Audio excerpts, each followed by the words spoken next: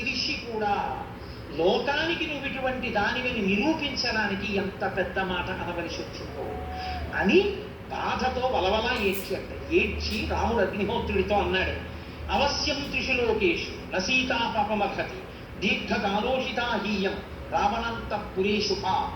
నాకు తెలుసు సీతమ్మ తల్లి ఎందు ఏ దోషము లేదు అన్న విషయం నాకు స్పష్టంగా తెలుసు.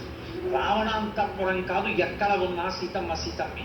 బాలిషక్కలు కామాత్మ రామో దశరథత్తయ ఇది వక్ష్యంతి మాంసంతో జానకీం అవిశోధ్యై. నేను కాని సీతమ్మ తల్లి యొక్క వైభవాన్ని ప్రకటింపచేసే అవకాశం ఇవ్వకపోతే రేపొద్దున్న లోకమంతా ఏమంటుందంటే బాలిష ఖలు కామాత్మ, జ్ఞానము లేనివాడు రాముడు, కాముకుడు. అందుకని 10 నెలలు ఆ రావణుడి కొలువుకూటంలో ఉన్నటువంటి సీతమ్మని ఏలుకున్నాడని నన్ను నింద వేస్తుంది.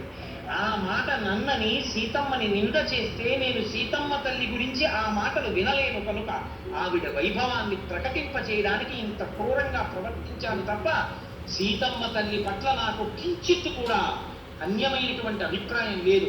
అనన్య హృదయాం భక్తాం మచ్చిత్త పరివర్తిని ఆహమప్యవగచ్చామి మైథిలి జనకాత్మజా.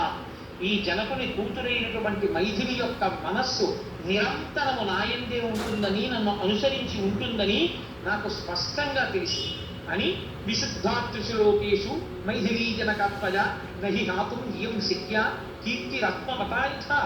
మంచి ప్రవర్తన కలిగినటువంటి వ్యక్తికి కీర్తి నీడలా అనుసరిస్తుంది. ఒక వ్యక్తి తన కీర్తిని విడిచిపెట్టేయి అంటే విడిచిపెడతాడా? తన కీర్తిని తాను ఎలా విడిచిపెట్టలేడో ఈ సీతమ్మని విడిచిపెట్టడం కూడా అలాగే సంభవం కాదు.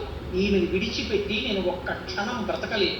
నాకు సీతమ్మ పట్ల ఉన్న అభిప్రాయం అది అని ఆమెని స్వీకరించి తన తొడ మీద కూర్చోబెట్టుకున్నారు. ఆ తదనంతరము దేవతలందరూ అక్కడికొచ్చి నిలబడ్డారు. నిలబడిన తరువాత పరమేశ్వరుడు గ్రహించాడు, పరమశివుడు మనుష్యుడిగా ఇక్కడ పుట్టి 11,000 సంవత్సరములు ఈ భూమండలం మీద ఉంటానన్నాడు. కాబట్టి ఇంకా 10,000 సంవత్సరములు రాజ్యం ఏలాలి. ఏలితే తప్ప శరీరాన్ని విడిచిపెట్టి రాడు.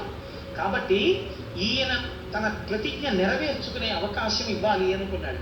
పరమశివుడు అన్నాడు, ఆశ్వాస్య భరతం దీనం కౌసల్యాంచ యశస్విని కైకీయించ సుమిత్రాంచ దృష్ట్వా లక్ష్మణమాతరం ప్రాప్య రాజ్యం అయోధ్యాయాం నందయిత్వా సుహృజ్జనం ఇక్ష్వాకూణాం కులే వంశం స్థాపయిత్వా మహాబల ఇష్టాతురగమేధేన ప్రాప్యచానుత్తమం యశః బ్రాహ్మణేభ్యో ధనం దత్వా త్రిదివం గత్తువర్హసి.